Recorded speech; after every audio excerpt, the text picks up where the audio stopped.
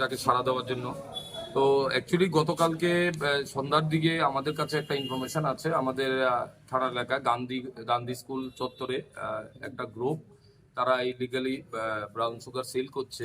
এই খবরের ভিত্তিতে আমরা এখান থেকে অফিসারের টিম তৈরি করে আমরা ওখানে পাঠাই। ওখানে কলেজ টিলা যাওয়ার যে আমাদের রাস্তাটা, এখানে গান্ধী স্কুলের নিচে তান্নাকর চৌধুরী, তার নেতৃত্বে এখানে 3জন লোক সাসপেক্টেড ব্রাউন সুগার সেল করছে। এই খবরের ভিত্তিতে আমরা কর্ডন করে এখানে 3জনকে আমরা ডিটেইন করি এবং তার কাছ থেকে তান্নাকরের কাছ থেকে একটি সাথে সাথে পাউচ, ব্রাউন সুগারের পাউচ এবং ভাইলও পাই।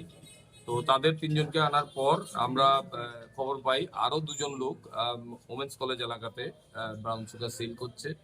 তাদেরও আমরা ওখান থেকে ডিটেইন করে নিয়ে আসি। টোটাল 5জন লোক এখানে ডিটেইন হয়েছে।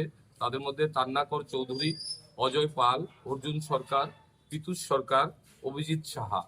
এই 5জনের মধ্যে তান্নাকর চৌধুরী মেইনলি পাউস ভায়েল রেখে সে বিক্রি করে পিতুষের নিকট, পিতুষ বাকিদের কাছে বিক্রি করে। এই চেইন ভাবেই তারা এখানে প্রত্যেক দিন আমাদের কলেজ টিলা এবং গোলবাজার এলাকাতে ইলিগাল কন্ট্রাব্যান্ড সেল করছে। তো তাদের তল্লাশি করার পর আমরা যে ভায়েল এবং পাউচ যে সাসপেক্টেড ব্রাউন সুগার ওয়েট করার পর দেখতে পাই এতে মোট 14 গ্রাম ব্রাউন সুগার মজুদ আছে। তাদের কাছ থেকে 360টা ভায়েল আমরা সাসপেক্টেড ব্রাউন সুগার সহকারে উদ্ধার করি। মোটরসাইকেল 2টো, একটি স্কুটি, ক্যাশ রুপিস প্রায় 25,600 টাকা, 5টা মোবাইল ফোন। তো আমরা তাদের কাছে একটা এনডিপিএস কেস নিয়েছি। আজকে তাদের পুলিশ রিমান্ড চেয়ে আমরা কোর্টে পাঠাবো।